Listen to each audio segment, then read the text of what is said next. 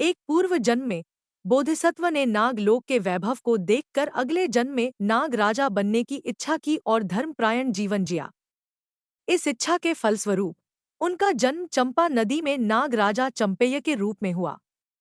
वैभव से विरक्ति, नागलोक में अपार सुख सुविधाएं और रानी सुमना जैसी सुंदर पत्नी होने के बावजूद नाग राजा चंपेय को अपने राजसी जीवन से वैराग्य हो गया।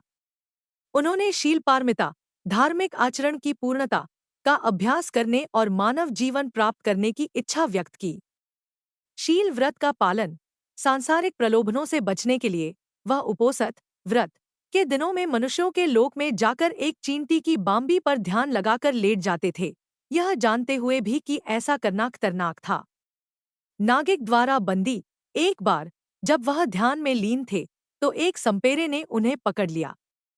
सपेरा उन्हें जगह जगह ले जाता और उनसे नृत्य करवाकर धन कमाता था। नाग राजा चंपेय ने अपने शील व्रत को भंग न करने के कारण विरोध नहीं किया और संपेरे का यातनाएं सहन करते रहे। पुनर्मिलन, कई वर्षों के बाद रानी सुमना, जो अपने पति की तलाश में भटक रही थी, ने राजा चंपेय को वाराणसी के राजा उग्रसेन के दरबार में संपेरे के साथ नृत्य करते हुए देखा। रिहाई और निमंत्रण, रानी सुमना ने राजा उग्रसेन से अपने पति को मुक्त करने की विनती की और पूरी कहानी सुनाई।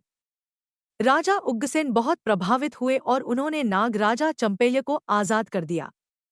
नाग राजा चंपेय ने कृतज्ञता व्यक्त करते हुए राजा उग्रसेन और उनके दल को नागलोक में आमंत्रित किया, जहां उनका भव्य स्वागत किया गया। मुख्य शिक्षा, यह जातक कथा शीलपारमिता, धार्मिक आचरण, नैतिकता की पूर्णता के महत्व को दर्शाती है कि बोधिसत्व ने अपने व्रत को पूरा करने के लिए बड़े से बड़े कष्ट भी सहर्ष स्वीकार कर लिए। इस कथा में बोधिसत्व नाग राजा चंपेय ने उपोषित व्रत के पालन में अपनी निष्ठा को पूर्ण किया। जातक कथाओं के अनुसार इस कथा में सपेरा देवदत्त था और राजा उग्रसेन सारिपुत्र थे, जबकि रानी सुमना राहुल की मां यशोधरा थीं।